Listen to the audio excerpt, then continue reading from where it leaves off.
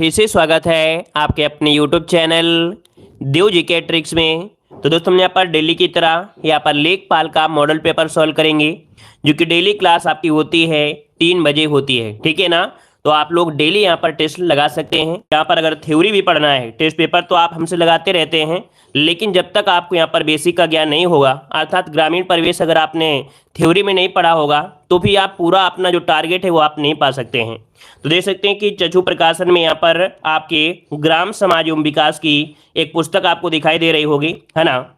और ये आपके चक्षु प्रकाशन है, काफ़ी अच्छा कंटेंट है। साथ में यहाँ पर देख सकते हैं कि इसके 3 आपके कम्बो ऑफर दिए गए हैं। कम्बो ऑफर में देख सकते हैं कि उत्तर प्रदेश राजस्व लेखपाल की गाइड भी आपकी है, पूरी आपके यहाँ पर है। इसी में आपको प्रैक्टिस सेट भी है और इसी में आपको यहाँ पर थ्योरी भी आपको दी गई है, ठीक है ना। तो इसका स्क्रीनशॉट ले सकते हैं, लिंक आपको डिस्क्रिप्शन बॉक्स में दे दी गई है, जो कि कम्बो भी आपकी है। और भी आपको जानकारी लेना है तो उसमें आपको नंबर भी दिया गया है, तो उसमें से आपको लोगों मतलब कह सकते हैं कॉल भी कर सकते हैं।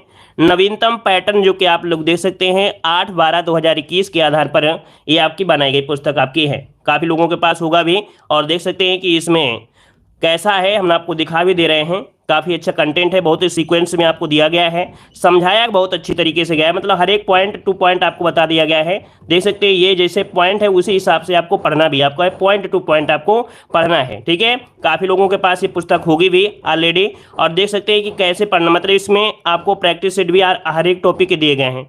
प्रैक्टिस सेट भी आपके हर एक टॉपिक का, जैसे आपका कोई चैप्टर है, चैप्टर को उसके ऑब्जेक्टिव क्वेश्चन भी आपके दिए गए हैं, ठीक है ना। चलिए, तो इसमें कैसे पढ़ना होता है देख सकते हैं कि इस प्रकार से हमने इसकी रंगाई किया है, मतलब यहाँ पर मार्क कर लीजिए और इसके बाद पढ़ाई करिएगा। देखो इस प्रकार से आपको पढ़ाई करना है, जो चीज़ पर फोकस करना है उस पर हमने हाईलाइट भी कर दिया है। और इस प्रकार से अगर आप पढ़ेंगे तो लेखपाल बनने के लिए ये समझिए कि आपको लगेगा कि नहीं, लेखपाल बहुत आसानी से बन सकते हैं, ठीक है। इस प्रकार से पढ़ाई की जाती है। अगर आप नहीं पढ़ते हैं तो आज से पढ़ाई इस प्रकार करना शुरू कर दीजिएगा, ठीक है ना। तो चलिए स्टार्ट करते हैं। सभी को जय हिंद, सभी को जय हिंद, सभी को जय हिंद। बुक की जो लिंक है वो डिस्क्रिप्शन बॉक्स में दी गई है। आपके जो कह सकते हैं नज़दीकी जहाँ पर पुस्तकें मिलती हैं वहाँ पर भी जा सकते हैं, वहाँ पर भी पुस्तकें आपको ये अवेलेबल हैं, कहीं से भी आप ले सकते हैं, ऑनलाइन भी ले सकते हैं, ऑफलाइन भी ले सकते हैं, ठीक है। चलिए आइए स्टार्ट करते हैं। यहाँ पर क्वेश्चन दिया गया है, खेत रहना मुहावरे का अर्थ आपको बताना है। चलिए फटाफट जवाब दीजिएगा। कह रहा है खेत रहना मुहावरे का अर्थ इनमें से क्या हो जाएगा? जमीन पर दौड़ लगाना, युद्ध में शहीद होना, जमीन बिक जाना, या कानूनी विवाद से जमीन का बच जाना। काफी अच्छा क्वेश्चन है, बताइए क्या हो जाएगा। खेत रहना मतलब होता है युद्ध में शहीद होना, जिसका भी ऑप्शन आ रहा है यहाँ पर बी नंबर बिल्कुल राइट हो जाएगा। आगे बढ़ते, क्वेश्चन दिया गया है काल के कितने भेद होते हैं? चलिए बताइएगा काल के कितने भेद होते हैं। तो आप कहेंगे कि सर काल के भेद होते हैं कितने? 3 होते हैं। एक तो आपका भूत हो गया, दूसरा वर्तमान हो गया, तीसरा आपका भविष्य हो जाएगा। तो आपका जवाब ए नंबर बनेगा। अगला क्वेश्चन दिया गया है संधि कितने प्रकार की होती हैं? तो संधियां कितने प्रकार की होती हैं भाई? ये भी 3 प्रकार की होती हैं। मतलब आप देख सकते हैं कि संधियां 3 प्रकार में, यहाँ पर व्यंजन संधि और आपकी स्वर संधि और आपका विसर्ग संधि। अगला क्वेश्चन दिया गया है इनमें से खेलना शब्द से बना विशेषण इनमें से कौन सा है? चलिए क्वेश्चन अभी हाल ही में पूछा भी गया था कि खेलना शब्द से विशेषण जो बनेगा वो आपका कौन सा हो जाएगा। चलिए 4 का ऑप्शन दीजिएगा। चलिए 4 को ऑप्शन दे सकते हैं, ऑप्शन आपको हो जाएगा सी नंबर खिलाड़ी। देखिए 4 को ऑप्शन सी नंबर जिसका भी आ रहा है बिल्कुल राइट हो जाएगा। और काउंटिंग करते रहिए भाई, कितने आप लोग स्कोर ले जा पा रहे हैं, इसका काउंटिंग आप लोग साथ में करिएगा। अगला क्वेश्चन दिया गया निम्नलिखित में से कौन सा शब्द सूर्य का पर्यायवाची है? सूर्य का पर्यायवाची आपसे पूछा गया है। यहाँ पर देखो दिया गया है मारुति, कृषाणु, आदित्य और आपका हुतासन। यहाँ पर देखो सूर्य का जो ऑप्शन आपका आ जाएगा वो आपका सी नंबर का राइट बनेगा। अगला क्वेश्चन दिया गया है मीनाक्षी का पर्यायवाची शब्द इनमें से क्या है? मीनाक्षी का पर्यायवाची क्या होता है? तो मीनाक्षी होता है दुर्गा का पर्यायवाची, नोट कर लीजिएगा। मीनाक्षी जो पर्यायवाची होता है दुर्गा का होता है। आईएमपी क्वेश्चन आपका है और अभी हाल ही में क्वेश्चन पूछा भी गया था, तो यहाँ पर आंसर आपका बी हो जाएगा। अगला क्वेश्चन दिया गया है उत्थान का विलोम शब्द क्या होता है? उत्थान, है ना। उत्थान मतलब क्या होता है? कोई प्रोग्रेस कर जाता है, प्रोग्रेस कर गया, है ना, तो इसी का विलोम हो जाएगा पतन हो जाएगा। इसका ऑप्शन बने आपका नंबर राइट हो जाएगा। अगला क्वेश्चन दिया गया है निम्नलिखित में से कौन अर्थ का विलोम शब्द आपका है? अर्थ का विलोम देखो आपने हमेशा होगा अर्थ का इति होता है ना। ऑप्शन क्या बनेगा? यहाँ पर ऑप्शन आपका सी नंबर जिसका भी आ रहा है बिल्कुल राइट बन जाएगा। अगला क्वेश्चन दीजिएगा कि कमल नयन में कौन सा समास है? चलिए देखते हैं इस क्वेश्चन का जवाब कितने लोग देंगे। चलिए कमल नयन में कौन सा समास है? तत्पुरुष, द्विगु कर्मधारय या द्वंद्व समास? देखिए कमल नयन, कमल रूपी नयन, है ना, या कमल के समान जिसे बोलते हैं, मतलब यहां पर जो आपका कर्मधारय समास हो जाएगा कमल नयन। यहां पर जो आंसर है आपका सी नंबर इसका राइट हो जाएगा। कमल नयन में कौन सा है आपका कर्मधारय समास हो जाएगा। ठीक है, चलिए बहुत अच्छे। अगला क्वेश्चन जवाब दीजिएगा कि जो पहले कभी ना हुआ हो वाक्यांश के लिए प्रयुक्त शब्द आपको बताना है। जो पहले कभी ना हुआ हो, जो पहले कभी ना हुआ उसे बोलते हैं अभूतपूर्व। क्या बोलते हैं? अभूतपूर्व। जिसका ऑप्शन आ रहा है बिल्कुल राइट हो जाएगा। अगला क्वेश्चन का जवाब दीजिएगा कि अरहर की टट्टी गुजराती ताला का सही अर्थ इनमें से क्या हो जाएगा। चलिए यहां पर बताइए कि अरहर की टट्टी गुजराती ताला, इसका अर्थ इनमें से क्या हो जाएगा। अब ऑप्शन पढ़ना पड़ेगा तभी आप जवाब दे पाएंगे। कह रहा है कि बड़ी वस्तु के लिए कम व्यय करना, छोटी वस्तु के लिए अधिक व्यय करना। यहां पर ऑप्शन जो बनेगा बी नंबर, नोट कर लीजिएगा सभी लोग, इसका ऑप्शन बनेगा आपका बी नंबर राइट हो जाएगा। अगला क्वेश्चन दिया गया है आटे दाल का भाव मालूम होना, कहावत का अर्थ आपको बताना है। चलिए फटाफट जवाब देते रहिएगा। चलिए बहुत अच्छे। यहां पर बताइए आटे दाल का भाव। देखो इतनी स्पीड में आपको टेस्ट लगाना है कि आपको पता ना चले कि टेस्ट पेपर कब खत्म हो गया। मतलब आपको 75 प्रश्न इतनी जल्दी समाप्त करना है कि आपको समय का पता भी न चल पाए। आटे दाल का भाव मालूम होना, कहावत का अर्थ इनमें से क्या होता है। तो देख सकते हैं आपका जवाब इनमें से क्या हो जाएगा, कठिनाई का अनुभव होना। ऑप्शन बनेगा आपका डी नंबर राइट हो जाएगा। चलिए आगे बढ़ते। क्वेश्चन दिया गया है निम्नलिखित में से शुद्ध वर्तनी शब्द आपको बताना है। उज्ज्वल किस प्रकार से सही लिखा जाता है। चलिए उज्ज्वल की अगर बात करते हैं तो देखो ये क्वेश्चन आपको हमेशा पूछा जाता है। उज्ज्वल हो गया, कवित्री हो गया, ऐसे क्वेश्चन आपको हमेशा मिलते हैं। देखो यहाँ पर ये जो आपका जा है इसमें जुड़ा नहीं है, अर्थात वा के साथ जुड़ा होना जरूरी है, तो ये तो आपका हो नहीं सकता है। अब यहाँ पर देखो ये भी नहीं है, ये तो नहीं है, तो ऑप्शन क्या बनेगा, बी नंबर इसका राइट हो जाएगा। देखिए उज्ज्वल इस प्रकार से लिखा जाता है, राइट। नेक्स्ट क्वेश्चन दिया गया है कि किस कारक में से विभक्ति का प्रयोग साधन अर्थ में यहाँ पर होता है। देखो से का जो प्रयोग होता है साधन में, है ना, जैसे वो आप बस से जा रहा है तो साधन यहां पर देख सकते हैं कि अपादान में नहीं होगा। यहां पर जो ऑप्शन हो जाएगा 14 में वो ऑप्शन बी हो जाएगा करण से। क्या होता है, करण से के द्वारा, करण से के द्वारा। तो यहां पर करण लगाना है ना कि अपादान। जो लोग अपादान दे रहे हैं तो भाई अपादान नहीं लगेगा, यहां पर आपका करण लगेगा, याद रखिएगा। क्योंकि अपादान में होता है क्या, अलगाव की स्थिति होती है, लेकिन ये से जो आपका है वो साधन में प्रयोग होता है। आगे बढ़ते। क्वेश्चन दिया गया है शुद्ध वर्तनी बताना है। वंदना किस प्रकार से सही लिखा जाएगा। वंदना किस प्रकार से सही लिखते हैं। चलिए वंदना की अगर बात करते हैं तो देखिए वंदना इस प्रकार से राइट लिखते हैं, याद रखिए वंदना जो ऑप्शन है यहां पर बी नंबर आपका बनेगा। अगला क्वेश्चन दिया गया है, कह रहा है जिस काव्य पंक्ति में प्रयुक्त किसी एक ही शब्द के एक से अधिक अर्थ हों उसमें से कौन सा अलंकार है। यहां पर देखिएगा वैसे अलंकार आपके सिलेबस में नहीं है, लेकिन एक क्वेश्चन आपको यहाँ पर टाइपिंग में या क्या होता है ना, जब टाइपिंग कर रहे होते हैं तो ध्यान नहीं देते हैं और क्वेश्चन उठा के रख देते हैं। हमने बताया है कि अधिकतर जो भी प्रैक्टिस सेट होते हैं या आयोग भी होता है वो प्रीवियस ईयर क्वेश्चन उठा के रख देते हैं, तो जल्दीबाजी में कोई न कोई क्वेश्चन उठाकर एक्स्ट्रा कर दिया है। तो याद रखिए यहाँ पर वैसे आपके सिलेबस में अलंकार नहीं है, फिर भी अलंकार वाला जो जवाब है आप लोगों का सही आ चुका है। यहाँ पर देखिए कि जिस काव्य पंक्ति में प्रयुक्त किसी एक ही शब्द के एक से अधिक अर्थ होते हैं उसे कहते क्या है। देखिए यहाँ पर होता है श्लेष अलंकार, होता है श्लेष अलंकार। आगे बढ़ते। क्वेश्चन दिया है अंबर का अनेकार्थी शब्द आपका नहीं है। अंबर का अनेकार्थी शब्द आपका नहीं है, तो अंबर का मतलब क्या होता है। अंबर का मतलब वस्त्र भी होता है, अंबर का मतलब आपका एक इत्र भी होता है, अंबर का मतलब यहाँ पर आपका मेघ भी होता है, लेकिन यहाँ पर आपका जो स्फटिक दिया गया है ये इसका अर्थ नहीं होता है। तो ऑप्शन में आपका यहाँ पर से नंबर नोट कर लीजिएगा, स्क्रीनशॉट लीजिएगा। अगला क्वेश्चन दिया हिंदी में कितने वचन होते हैं। चलिए जवाब दीजिए, हिंदी में वचन जो होते हैं वो कितने होते हैं। तो आप क्या कहेंगे, आप कहेंगे सर हिंदी में वचन होते हैं दो। कितने, दो होते हैं, याद रखिएगा। एक तो एक वचन होता है, दूसरा आपका बहुवचन होता है, याद रखिएगा। ठीक है, तो ऑप्शन में आपका ए नंबर। अगला क्वेश्चन दिया गया है तत्सम शब्द का चयन करिएगा। अब आप बताइए तत्सम शब्द में इनमें से क्या हो जाएगा, अंधकार, कपूर, आंसू या कुआं। देखो चांद की बिंदी होगी तो आपका वो तत्सम हो ही नहीं सकता है, वो तद्भव होता है। तो चांद की बिंदी यहाँ पर है, इसका मतलब ये भी नहीं हो सकता है। चांद यहाँ पर भी है, इसका मतलब ये भी नहीं होगा। कपूर का होता है, कर्पूर रा उड़ा होता है, इसका मतलब ये भी नहीं है। तो आपसे हो जाएगा ये नंबर। ये तत्सम शब्द जो आपका दिया गया अंधकार है, अंधकार इसका जो तद्भव बनता है वो अंधेरा बनता है। क्या, अंधेरा बनता है। तो जिसका भी ऑप्शन आ रहा है ए नंबर बिल्कुल राइट हो जाएगा, अंधकार ये तत्सम आपका है। चलिए आगे बढ़ते। क्वेश्चन दिया गया है महोत्सव शब्द में कौन सी संधि है। महोत्सव शब्द में संधि पूछा गया है, तो देखो इसे अगर हम तोड़ते हैं तो बनेगा महाधन उत्सव। क्या बनेगा, महाधन उत्सव बनेगा।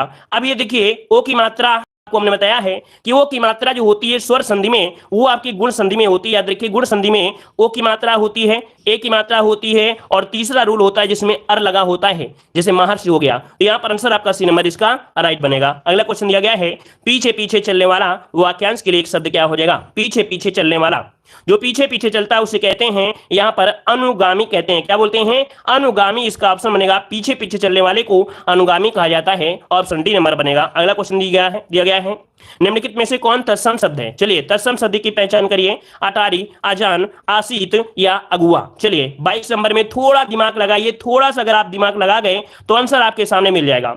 हमने एक बताया था कि इस प्रकार से अगर आपका सा दिया होता है, या इस प्रकार से ये सा दिया होता है, या इस प्रकार से सा दिया होता है, तो मैक्सिमम आंसर आपका वही जाता है आसीत। जो आंसर है यहाँ पर सी नंबर ये आपका राइट हो जाएगा, ठीक है ना। तो ऑप्शन का हिसाब से देखेंगे, अगर ये सा मिलता है, ये सा मिलता है, ये सा होता है, तो वो तत्सम की ओर इंगित करता है। आगे बढ़ते हैं, क्वेश्चन दिया गया है कि निम्नलिखित किस शब्द की वर्तनी शुद्ध दी गई है? यहाँ पर वर्तनी 23 नंबर बताना है। चलिए 23 का ऑप्शन बी नंबर लगभग सभी का जा रहा है, कह रहे हैं अत्यधिक सही दिया गया है, क्योंकि व्यवहारिक में होता है व्यावहारिक। क्या होता है? व्यावहारिक, इसमें मात्रा की होती है। मिष्टान्य होता है, मिष्ठान्य नहीं होता है। क्या होता है? मिष्टान्य होता है। अधीन होता है, ना कि अधीन होता है। इस कारण से यहाँ पर 23 का जो ऑप्शन बनेगा वो कौन सा बन सकता है? लगभग सभी का जवाब यहाँ पर आ चुका है, ऑप्शन बी नंबर आपका राइट हो जाएगा। आगे बढ़ते हैं, क्वेश्चन दिया गया है, कह रहा आपसे यहाँ पर दिया गया है लिंग के कितने भेद होते हैं? लिंग के कितने भेद होते हैं 24 नंबर में? तो देखिए हिंदी में देखा जाए तो आपके यहाँ पर 2 होते हैं, जो कि ऑप्शन क्या बनेगा? यहाँ पर ए नंबर आपका राइट हो जाएगा। आगे बढ़ते हैं, क्वेश्चन दिया गया है कि अपने हाथ से स्वयं काम करो, वाक्य का शुद्ध रूप इनमें से क्या हो जाएगा? अपने हाथ से स्वयं काम करो, वाक्य का शुद्ध रूप इनमें से क्या हो जाएगा? 25 नंबर में देखते हैं। कह रहा अपना काम स्वयं करो, अपना काम अपने आप करो, अपने हाथ से अपना स्वयं काम करो, अपने से अपना काम करो। क्या बन सकता है? चलिए देखिए लगभग सभी का जवाब आ रहा है अपना काम स्वयं करो। ये वाला जो ऑप्शन है बिल्कुल सही है। मतलब यहाँ पर हाथ लगाने की जरूरत नहीं है, क्योंकि अगर अगला अपना काम कर रहे हो तो अपने हाथ से ही करोगे ना, तो यहाँ पर आंसर आपका ये राइट हो जाएगा। आगे बढ़ते हैं, क्वेश्चन दिया गया है, कह रहा है आपसे कोविड-19 के संक्रमण के विरुद्ध विश्व की एकमात्र डीएनए आधारित वैक्सीन निम्नलिखित में से कौन सी है जिसे भारत के औषधि महानियंत्रक द्वारा आपातकालीन उपयोग की अनुमति प्रदान की गई है? मतलब देख सकते हैं कि एकमात्र डीएनए आधारित वैक्सीन है, जो कि देख सकते हैं ये भारत के औषधि महानियंत्रक द्वारा आपातकालीन उपयोग के लिए अनुमति प्रदान की गई है। यहां पर 51 का ऑप्शन क्या बनेगा? 51 का ऑप्शन हो जाएगा, ये है आपकी कौन सी? ऑप्शन आपका हो जाएगा डी वाला, ये है आपकी स्पुतनिक 5 जो आपकी है। याद रखिए 51 का ऑप्शन डी हो जाएगा। ये जो ऑप्शन है आपका कौन सा? डी है। याद रखिए ये डीएनए आधारित आपकी है, ठीक है, नोट करिएगा। अगला क्वेश्चन दिया गया है, पैरा ओलंपिक खेलों में स्वर्ण पदक जीतने वाली भारत की पहली और एकमात्र पैरा ओलंपिक महिला खिलाड़ी का नाम आपको बताना है। चलिए बताइएगा, कह रहा है पैरा ओलंपिक खेलों में स्वर्ण पदक जीतने वाली भारत की पहली और एकमात्र पैरा ओलंपिक महिला खिलाड़ी इनमें से कौन सी है? वीडियो अगर आपको पसंद आ रहा है तो भाई वीडियो को लाइक जरूर करिएगा, ठीक है ना। जितने लोग भी यहाँ पर जुड़ चुके हैं और बाद में जुड़े हैं, लाइक करने के लिए भूल गए हैं, अगर आपको वीडियो पसंद आ रहा है तो वीडियो को लाइक जरूर करिएगा, अपना सपोर्ट जरूर देते रहिएगा, ठीक है। चलिए तो देखिए यहां पर 52 का ऑप्शन बनेगा ए नंबर। अवनी लेखारा जो ऑप्शन है, यहां पर अवनी जो ऑप्शन है ए नंबर इसका राइट बनेगा। आगे बढ़ते हैं, क्वेश्चन दिया गया है कि chief of defence staff general Bipin Rawat का दुर्घटना में निधन किस तारीख को हुआ था? आप लोगों ने बहुत ही घटना बहुत ही वायरल भी हुई थी और लगभग सभी लोगों ने यहां पर इस पर वीडियो बनाया भी था। अब आप ही बताइए, अगर आपको डेट याद की बताइए, जो जनरल बिपिन रावत थे इनकी दुर्घटना में निधन जो हुआ था किस तारीख को हुआ था? यहां पर आंसर बनेगा आपका 8 दिसंबर 2021। इसका ऑप्शन बनेगा 8 दिसंबर 2021। इसका ऑप्शन में आपका बी नंबर बनेगा। आगे बढ़ते हैं, क्वेश्चन दिया गया है, कह रहा है अंतःस्रावी ग्रंथियों द्वारा स्रावित रासायनिक पदार्थ को क्या कहा जाता है? मतलब कि अंतःस्रावी ग्रंथियों द्वारा जो स्रावित होता है वो रासायनिक पदार्थ, उसको क्या कहते हैं? तो ऐसे पदार्थ को कहा जाता है हार्मोन कहा जाता है। क्या हार्मोन होता है? जैसे हमने बताया था कि आप किसी की बॉडी में हार्मोन जल्दी कार्य करने लगते हैं। यहाँ पर हार्मोन भी 2 प्रकार से आपके होते हैं, है ना, जैसे लड़ो या उड़ो के नाम से भी आपके होते हैं और एक प्यार वाला हार्मोन भी होते हैं। ये अंतःस्रावी ग्रंथियों से क्या होते हैं? स्रावित होते हैं। तो यहाँ पर आंसर आपका ए नंबर इसका राइट बनेगा। अगला क्वेश्चन दिया गया है कि श्वसन क्रिया में जो वायु ली जाती है उसमें ऑक्सीजन की मात्रा लगभग 21% होती है, परंतु जब यह वायु बाहर निकलती है तो घटकर हो जाती है। यहाँ पर 55 का ऑप्शन कितना लाजवाब क्वेश्चन दिया गया है। लाजवाब क्वेश्चन की अगर हम बात करते हैं तो यहाँ पर 17% बचती है। मतलब आपकी बॉडी में जब आप लोग ऑक्सीजन लेते हैं तो लगभग 21% आपकी बॉडी में चली जाती है, लेकिन जब आप इसे छोड़ते हैं तब यह वायु बाहर निकलती है तो घट कर ये 17% बचती है। तो इसका ऑप्शन बनेगा डी नंबर हो जाएगा। चलिए अगले क्वेश्चन को आते हैं कि कौन सा विटामिन स्कर्वी, मानसिक ह्रास, मसूड़ों की सूजन और उनमें से रक्तस्राव को रोकता है? देखिए यहां पर 56 का ऑप्शन क्या हो जाएगा?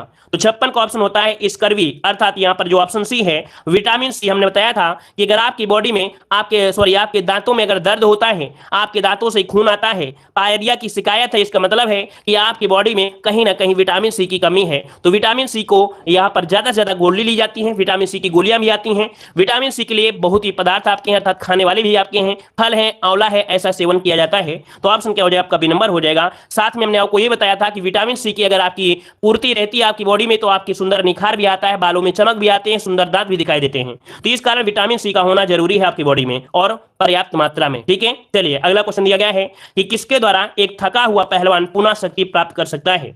चलिए यहां पर बताइएगा कि कोई अगर पहलवान है और थक गया है, अगर उसको तुरंत एनर्जी देना है तो आप ऐसी स्थिति में क्या करेंगे, ऐसी स्थिति में कार्बोहाइड्रेट देंगे। क्या ऐसी स्थिति में आप कार्बोहाइड्रेट दीजिए। यहां पर आंसर आपका सी नंबर राइट हो जाएगा। चलिए आगे बढ़ते, क्वेश्चन दिया गया है ऊतकों के निर्माण एवं टूटने फूटने पर उनकी मरम्मत का कार्य किसके द्वारा संपन्न किया जाता है। आपकी बॉडी में क्या होता है, कहीं घाव लग गया या कट गया तो ऐसी स्थिति में जो टिश्यू होते हैं वो कट जाते हैं, उनको भरने के लिए, उनकी मरम्मत के लिए क्या इनमें से जरूरी होता है। यहां पर याद रखिए ऑप्शन ए हो जाएगा प्रोटीन द्वारा, यहां पर ऑप्शन ए हो जाएगा प्रोटीन द्वारा होता है।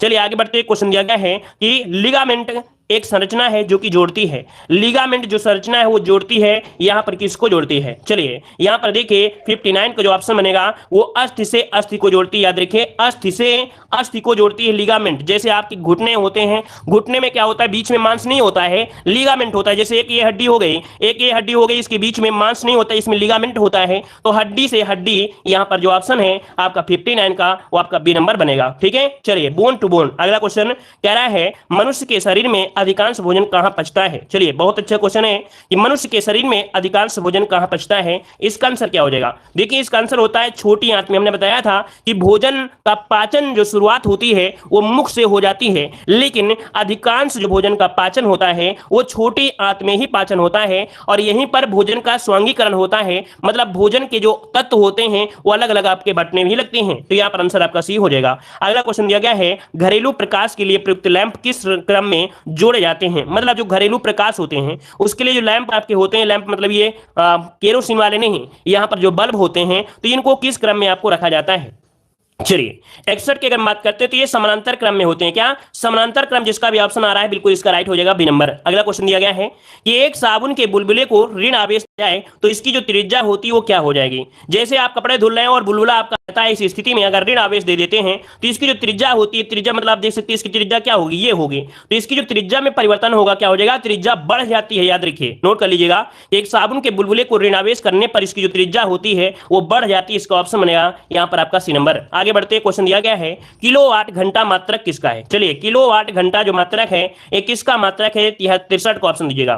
तो ये होता है ऊर्जा का होता है। किसका होता है, ऊर्जा, जो कि ऑप्शन बनेगा यहां पर कौन सा, ए नंबर इसका राइट हो जाएगा, ऊर्जा का हो जाएगा किलोवाट घंटा। चलिए आगे बढ़ते, क्वेश्चन आपसे अगला पूछा गया है, कह रहा है कमरे में रखे हुए, कह रहा आपसे यहां पर आपसे कह रहा है, ये कह रहा आपसे कि कमरे में रखे हुए एक चालू रेफ्रिजरेटर के दरवाजे खुले छोड़ दिए जाएं तो निम्नलिखित में से कौन सा परिणाम प्राप्त होता है। जैसे आपके घर में फ्रिज होती है और आप फ्रिज को अगर खुला छोड़ दें तो ऐसी स्थिति में आपको क्या रिजल्ट देखने को मिल सकता है।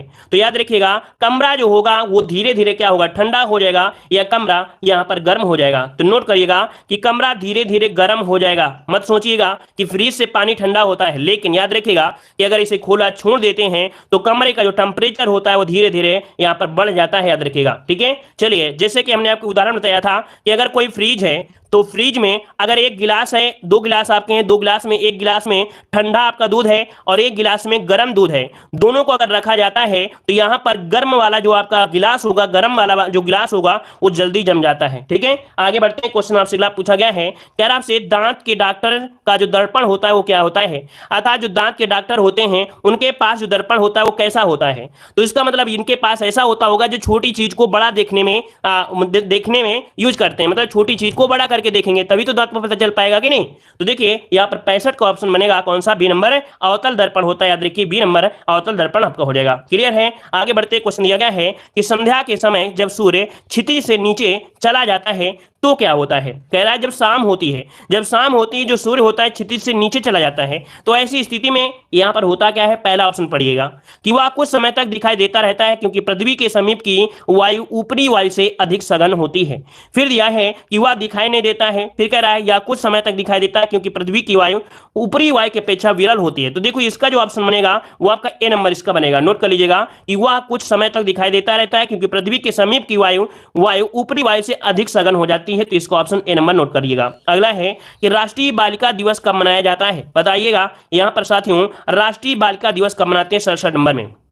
चलिए 67 का ऑप्शन देखिए 24 जनवरी जिसका भी ऑप्शन आ रहा है, 24 जनवरी जिसका भी ऑप्शन आ रहा है याद रखिए यहां पर ऑप्शन बी हो जाएगा। अब बहुत ऐसे शेर शेरनी है जो 12 जनवरी दे रहे हैं, भाई 12 जनवरी कैसे दे सकते हैं? 12 जनवरी को राष्ट्रीय युवा दिवस मनाया जाता है, ना कि बालिका दिवस मनाते हैं, तो यहां पर ऑप्शन बी नंबर बनेगा। अगला क्वेश्चन दिया गया है कि कर्क रेखा भारत के कितने राज्यों से होकर गुजरती है? छोटा से छोटा बच्चा होगा, 9th में होगा, 10 में होगा, तो भी इस क्वेश्चन को पढ़ाया गया होगा कि भारत में कर्क रेखा गुजरती है 8 राज्यों से। मित्र पर गमछा झार, जो कि हमने आपको ट्रिक भी बताया था, ऑप्शन सी बनेगा। अगला है निम्नलिखित में से सबसे प्राचीन वेद कौन सा है? सबसे प्राचीन मतलब सबसे पुराना वेद जो है वो कौन सा हो जाएगा? ऋग्वेद है, याद रखिए ऋग्वेद, डी नंबर। अगला क्वेश्चन दिया गया है कि राज तरंगिणी नामक पुस्तक की रचना किसके द्वारा की गई?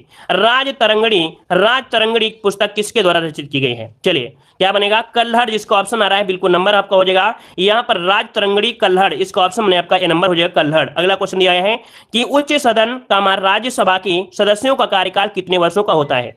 तो आपको ये पता चल गया होगा कि राज्यसभा को ही हम लोग बोलते हैं उच्च सदन बोला जाता है ना, ये कभी भी समाप्त नहीं होता है। इसका कार्यकाल जो होता है वो कितने वर्षों का होता है? तो आपका जवाब हो जाएगा 6 वर्षों का होता है, याद रखिएगा। ठीक है, अगला बताइएगा क्वेश्चन दिया गया है कि भारत की प्रथम महिला प्रधानमंत्री बनने का श्रेय किसे मिला है? भारत की पहली प्रधानमंत्री बताना है, इसका आंसर क्या बनेगा? भारत की पहले प्रधानमंत्री कौन थी? चलिए यहां पर क्या आंसर हो जाएगा? इंदिरा गांधी, बिल्कुल सही जवाब है इंदिरा गांधी, इसका आंसर बनेगा इंदिरा गांधी हो जाएगा। अगला क्वेश्चन दिया गया है नीति आयोग की स्थापना कब की गई? नीति आयोग की स्थापना जो की गई वो कब की गई थी? यहां पर 73 का ऑप्शन क्या बनेगा? 73 देखो आपको बताया गया था जनवरी 2015, जो कि ऑप्शन आपका नंबर आपका हो जाएगा जनवरी 2015 में नीति आयोग की स्थापना की गई थी। आगे बढ़ते हैं, क्वेश्चन दिया गया है कि भारतीय रिजर्व बैंक की स्थापना किस वर्ष की गई थी? अभी भी क्वेश्चन बहुत आईएमपी है। ये भारतीय रिजर्व बैंक की जो स्थापना की गई वो किस सन में की गई? यहां पर आंसर क्या हो जाएगा? तो याद रखिए 1935 में, लेकिन डेट याद रखिए कि 1 अप्रैल 1935 में इसकी स्थापना की गई थी। सी नंबर इसका राइट बनेगा। अगला है कि आधुनिक कंप्यूटर की खोज सर्वप्रथम कब हुई थी? आधुनिक कंप्यूटर की खोज सर्वप्रथम कब की गई थी? 75 का ऑप्शन। चलिए भाई 75 का जवाब देखिए यहां पर ऑप्शन में आपका बी नंबर है 1946 में। याद रखिए आधुनिक कंप्यूटर की खोज सर्वप्रथम जो आपकी हुई थी वो आपकी 1946 में की गई थी। इसका जो ऑप्शन बनेगा वो आपका बी नंबर इसका राइट बनेगा। आगे बढ़ते हैं, क्वेश्चन दिया गया है कह रहा है जनगणना 2011 के अनुसार वह स्थान ग्रामीण क्षेत्र कहलाता है जिसकी आबादी होती है। अर्थात यहां कह सकते हैं कि ग्रामीण क्षेत्र उसे कहते हैं जहां की जो आबादी होती है वो किससे ज्यादा हो, अर्थात कितने से अधिक हो। 76 का ऑप्शन क्या बनेगा? 76 का ऑप्शन बनेगा आपका सी नंबर 5000 से कम होती है वो होती है ग्रामीण क्षेत्र कहा जाता है। नोट कर लीजिएगा कि जिसकी आबादी 5000 से कम हो वो ग्रामीण क्षेत्र कहलाता है, याद रखिएगा। अगला क्वेश्चन दिया है कि भारत गांवों में निवास करता है, यह कथन किसका है? यह भी क्वेश्चन आपका पूछा जा सकता है, बिल्कुल आईएमपी है। नोट कर लीजिएगा कि भारत निवास करता है, यह कथन जो है ये दिया है किसने दिया है? देखिए ये है आपकी किसके? Option B Mahatma Gandhi. Option जिसका भी आ रहा है बी नंबर राइट हो जाएगा महात्मा गांधी। नेक्स्ट क्वेश्चन दिया है कि ग्रामीण आधारभूत ढांचे के निर्माण के लिए सरकार ने एक समयबद्ध योजना भारत निर्माण का प्रारंभ कब किया है? चलिए बहुत अच्छा क्वेश्चन आपका दिया गया है। भारत निर्माण का प्रारंभ जो किया वो कब किया था? इसका आंसर इनमें से राइट क्या बन जाएगा? चलिए फटाफट जवाब देते रहिए भाई। चलिए देखिए 78 का ऑप्शन में आपका सी नंबर है 2005 में। याद रखिएगा यहां पर जो क्वेश्चन आपका दिया गया है भारत निर्माण का प्रारंभ कब किया गया, तो आपको जवाब देना है 2005 में। इसका ऑप्शन में आपका सी नंबर हो जाएगा। और आगे बढ़ते हैं, क्वेश्चन आपसे अगला पूछा गया है कि गांव के अधिकांश लोग अपनी आजीविका किससे अर्जित करते हैं? मतलब अपना जो पेट पालते हैं वो किस हिसाब से? तो देखो या तो कृषि से करते हैं या तो हस्तशिल्प से कर सकते हैं। तो अधिकांश जो आपके आजीविका होते हैं, अधिकांश व्यक्ति होते हैं वो कृषि से ही यहाँ पर प्राप्त करते हैं, अपनी आजीविका चलाते हैं, अर्थात अपना जीवन यापन चलाते हैं। आगे बढ़ते क्वेश्चन दिया गया है कि एक तरफ से भारत निर्माण के अंतर्गत कौन सा कार्य प्रस्तावित नहीं है? चलिए 80 नंबर बताइएगा कि भारत निर्माण के अंतर्गत कौन सा कार्य प्रस्तावित नहीं है। तो देखिए भारत निर्माण की जो आपकी योजना है उनमें जल आपूर्ति है, साथ में आपका आवास भी है। क्या है? आपका आवास भी है, आपका सड़क भी है। लेकिन यहां पर जो दिया गया है फिल्म उद्योग ये भारत निर्माण के अंतर्गत ये प्रस्तावित नहीं है। तो यहां पर जो आंसर जो आपका है वो आपका सी नंबर इसका राइट हो जाएगा, सी नंबर आपका बनेगा। ठीक है ना। चलिए आगे बढ़ते हैं, क्वेश्चन दिया गया है यहां पर देखिए अगला क्वेश्चन राष्ट्रीय कृषक नीति का शुभारंभ कृषि और सहकारिता विभाग कृषि मंत्रालय द्वारा कब किया गया था? चलिए राष्ट्रीय कृषक नीति का शुभारंभ कृषि और सहकारिता विभाग कृषि मंत्रालय द्वारा कब किया गया था? डेट पूछा गया है तो डेट आपको बताना है। यहाँ पर 81 का ऑप्शन में नंबर है सितंबर 2007 में। कब? सितंबर 2007 इसका ऑप्शन में नोट कर लीजिएगा। अगला क्वेश्चन दिया गया है, कह रहा है आपसे यहाँ पर किसी कारणवश फसल को होने वाली क्षति या नुकसान से किसानों की रक्षा करने के लिए किस योजना को प्रारंभ किया गया। मतलब किसानों की फसल किसी प्रकार से भी नष्ट होती है, ओलावृष्टि से होती है, आग लग जाने से नष्ट होती है, तो ऐसी स्थिति में यहां पर एक योजना प्रारंभ की गई। ये योजना प्रारंभ की गई 82 का ऑप्शन बनेगा बी नंबर, राष्ट्रीय बीमा योजना है। याद रखिए इसका नाम है राष्ट्रीय बीमा योजना, इसका आंसर आपका राइट हो जाएगा, राष्ट्रीय बीमा योजना हो जाएगा। ठीक है ना। चलिए यहां पर आगे बढ़ते हैं। क्वेश्चन आपसे अगला पूछा गया है कि सर्व शिक्षा अभियान के अंतर्गत किस आयु समूह के बच्चों को निःशुल्क शिक्षा प्रदान की जाएगी। सर्व शिक्षा अभियान सब पढ़ें और सब बढ़े, है कि नहीं। यहां पर देखिए 83 नंबर में ऑप्शन हो जाएगा 6 से 14 वर्ष के उम्र के बच्चों को निःशुल्क शिक्षा प्रदान किया जाएगा। आर्टिकल नंबर 21 के फर्स्ट में यह कहा गया है, याद रखिएगा। ठीक है ना। और इसमें से संशोधन हुआ था। आगे बढ़ते हैं। क्वेश्चन दिया गया है कि ग्रामीण आवास योजना का लाभ किन परिवारों को प्रदान किया जाता है। चलिए ग्रामीण आवास योजना, चलिए बताइएगा, ग्रामीण आवास योजना का लाभ किन परिवारों को प्रदान किया जाता है। देखिए भाई 84 का जो ऑप्शन बनेगा वो हो जाएगा आपका बी नंबर, बीपीएल परिवारों को। क्या हो जाएगा, बीपीएल परिवारों को। इसका जो ऑप्शन बनेगा वो आपका बी नंबर, इसका राइट हो जाएगा, बीपीएल परिवारों को मिलेगा। ठीक है। आगे बढ़ते हैं। क्वेश्चन आपसे अगला पूछा गया है, इंदिरा आवास योजना में केंद्र और राज्य सरकारें लागत खर्च का किस अनुपात में वहन करती हैं। बहुत बार पढ़ाया गया है क्वेश्चन कि जो इंदिरा आवास योजना है इसमें केंद्र सरकार और राज्य सरकार जो अपना खर्च यहां पर करती है वो कितना % करती है। तो आप कह सकते हैं कि सर यहां पर 75% केंद्र सरकार और 25% आपकी यहां पर कह सकते हैं राज्य सरकार करती। तो ऑप्शन ए नंबर इसका बनेगा। अगला क्वेश्चन दिया गया है कि प्रधानमंत्री ग्राम सड़क योजना को कब शुरू किया गया। Very very very very IMP question आपका है, याद रखिएगा कि प्रधानमंत्री ग्राम सड़क योजना को कब शुरू किया गया। 86 नंबर में ऑप्शन में आपका बी नंबर है 25 दिसंबर सन 2000 में, 25 दिसंबर सन 2000 जिसका भी ऑप्शन है बिल्कुल राइट बनेगा। अगला क्वेश्चन है कि वर्ष 2011 की जनगणना के अनुसार देश में लगभग कितने गांव हैं। लगभग पूछा गया, लगभग, तो लगभग बताना है। यहाँ पर आंसर हो जाएगा 6,40,000, इसका आंसर हो जाएगा 6,40,000 लगभग, ऑप्शन में आपका सी नंबर। अगला क्वेश्चन दिया गया है, यहाँ पर दिया गया है कि मई 2004 में देश के पंचायती राज संस्थाओं के शक्तिकरण के लिए एक नोडल एजेंसी के तौर पर किसका गठन किया गया था। तो ये बताइए 2004 में पंचायती राज संस्थाओं के सशक्तिकरण के लिए एक नोडल एजेंसी तैयार की गई थी, है ना, ये गठन किया गया था। यहां पर बताना है इसका आंसर क्या हो जाएगा। तो देखिए 88 का ऑप्शन, जिसका भी ऑप्शन आ रहा है डी नंबर, पंचायती राज मंत्रालय। क्या हो जाएगा, पंचायती राज मंत्रालय, ऑप्शन डी नंबर इसका बनेगा। अगला क्वेश्चन दिया गया है, उत्तर प्रदेश में पंचायत की प्रथम बार स्थापना कब हुई। चलिए यहां पर बताइए, यहां पर क्वेश्चन नंबर 89 पूछा गया है कि उत्तर प्रदेश में पंचायत की प्रथम बार स्थापना कब हुई थी। 89 का ऑप्शन 15 अगस्त 1949, नोट करिएगा 15 अगस्त 1949 इसका ऑप्शन बनेगा। यहां पर ए नंबर राइट हो जाएगा। अगला क्वेश्चन दिया गया है कि ग्राम पंचायतों का गठन यथासंभव कितनी आबादी पर किया जाता है।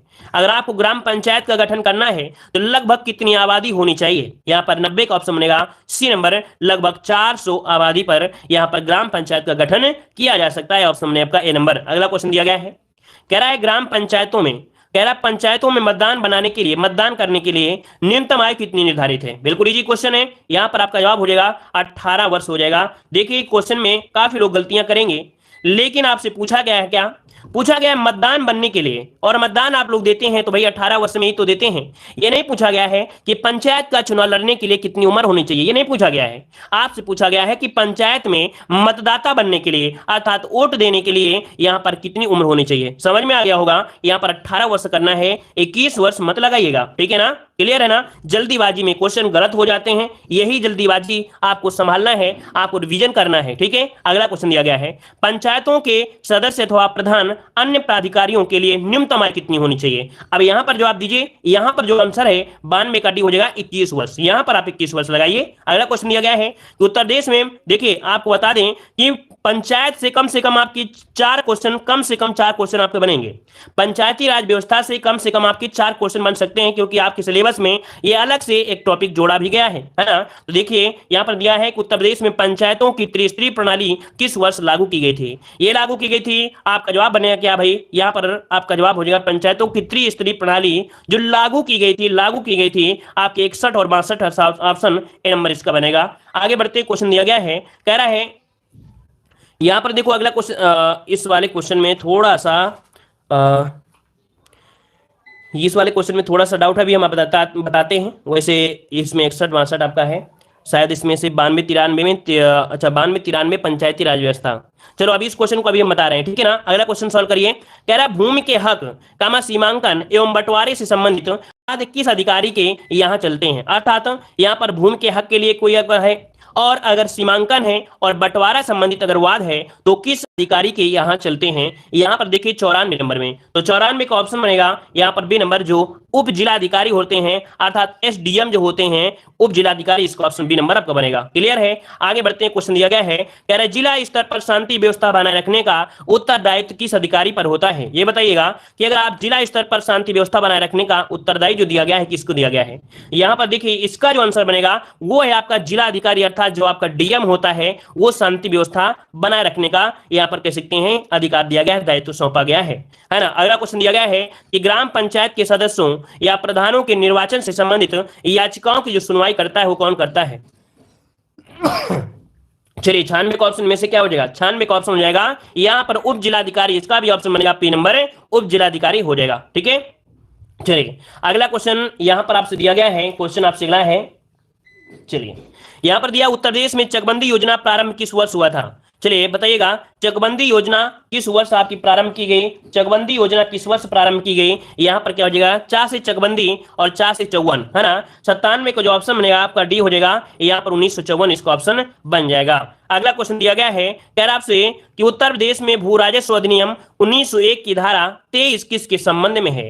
अर्थात यहाँ पर जो धारा 23 है वो किसके संबंध में दर्शाई गई है। 98 का ऑप्शन क्या बनेगा, तो यहाँ पर आपका लेखपाल, इसका ऑप्शन बनेगा आपका लेखपाल हो जाएगा। अगला क्वेश्चन दिया गया है, उत्तर प्रदेश भू राजस्व अधिनियम 1901 में खसरा में 22 खाने होने का उल्लेख है, किंतु वर्तमान में या बेहद खसरा में कुल कितने खाने हैं। देखो हमने बताया था कि 22 हैं, लेकिन वर्तमान में हमने एक दिन बताया भी था, आपको दिखाया भी था कि 21 आपको लगाने हैं। कितने लगाना है, 21 लगाना है। मान लो अगर 22 यहाँ पर ना भी दिया होता, ऑप्शन में आपको जरूर दिए होंगे 21 और 22, तो आपको 21 वाले पर निशाना साधना है। यहाँ पर आंसर आपको लगाना है सी नंबर 21, आपको जवाब देना है। ठीक है। आगे बढ़ते क्वेश्चन दिया गया है, खतौनी का नवीकरण कितने वर्ष बाद किया जाता है। खतौनी का नवीकरण जो किया जाता है वो कितने वर्ष बाद किया जाता है, इसका आंसर दीजिएगा। सही जवाब इनमें से राइट क्या हो जाएगा, चलिए फटाफट जवाब दीजिए। यहाँ पर आंसर आपका जो राइट बनेगा क्या हो जाएगा। चलिए देखिए यहाँ पर 100 का जो ऑप्शन है, 100 का जो ऑप्शन है आपका बी नंबर। याद रखिएगा कि 6 वर्ष पर अर्थात खतौनी का जो नवीकरण किया जाता है वो आपकी 6 वर्ष के बाद किया जाता है। यहाँ पर जो ऑप्शन है आपका बी नंबर है, इसका राइट हो जाएगा, बी नंबर इसका राइट हो जाएगा। ठीक है। धन्यवाद सभी को, जय हिंद, सभी को वंदे मातरम।